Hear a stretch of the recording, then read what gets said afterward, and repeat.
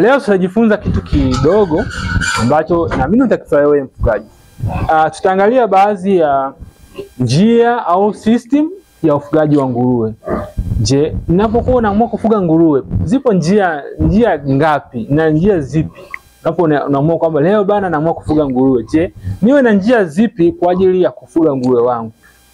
Zipo njia takriban 3 ambazo hizo tunazitumia sana katika ufugaji wetu. Tutaangalia kila njia, tutaangalia kila njia, lakini pia tutaangalia faida na hasara yako unapokuwa unaamua kuchagua hiyo. Njia mojawapo ya kwanza kabisa ambayo ni njia ambayo ni maarufu kwa ajili ya ufugaji wa nguruwe nasema ni extensive system. Extensive system. Hii hapa njia ya extensive system, hii ni njia maarufu na njia ambayo inatumika sana kwenye ufugaji. Hii kwa jina jingine tunasema ni outdoor.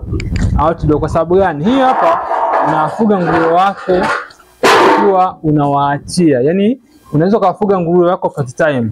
Maana muda fulani wanakuwa kwenye banda na muda fulani wanakuwa nje ya banda. Wanajitafutia kule chakula chao cha kila wakati. Na hii njia ina faida na hasara zake. Tutaangalia baadhi ya njia na faida zake. Hii njia ya kwanza ambayo ni extensive system, hii ni njia ambayo ina faida na hasara. Faida mojawapo ya kutumia hii njia ya extensive system ni kwamba inahitaji tu labor kidogo. Labor ni wafanyakazi wa kusimamia banda lako. Kwa sababu muda mwingi nguruwe anajitafutia chakula, muda mwingi wanakuwa kwenye banda. Kwa hiyo ni una balance kwamba muda mwingi anakuwa nje ya banda lako. Wanakuwa nje ya banda wanajitafutia kule. Kwa hiyo asubuhi unaweza kuwafungulia, wanaenda kutafuta chakula, baadaye jioni wanarudi.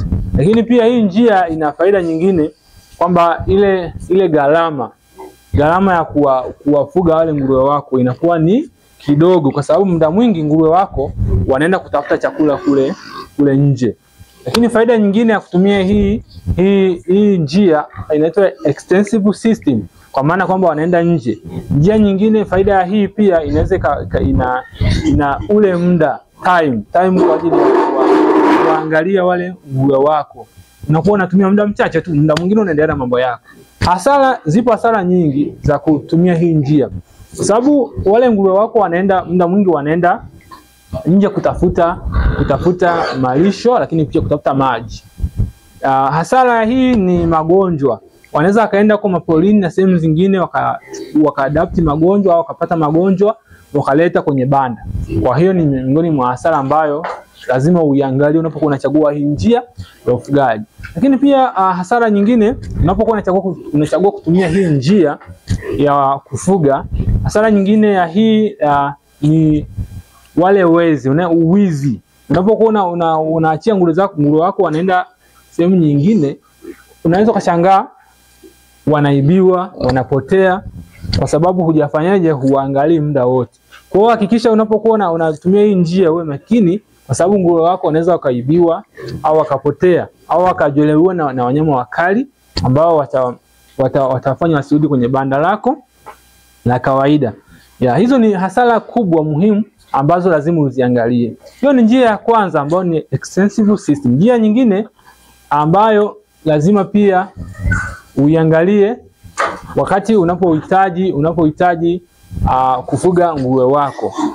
Hii njia nyingine inaitwa ni semi extensive. Hii semi extensive unafuga nguruwe wako part time, wanakuwa kwenye banda na wakati mwingine wanakuwa nje. Muda mwingi unaweza kuwatumia kwenye banda, lakini muda mwingine katikati, kwa maana unatumia muda mwingine wanakuwa kwenye banda na muda mwingine wanakuwa nje ya banda. Kwa hiyo tunasema ni semi extensive. Maana wanakuwa kwenye banda muda fulani wanapata chakula, muda mwingine unawaachia waenda kutafuta malisho yao. Kuna hiyo hasara na faida unapokuwa unatumia hii njia. Faida na hasara ya hii njia inafanana zaidi na ile extensive, lakini faida tu ni kwamba faida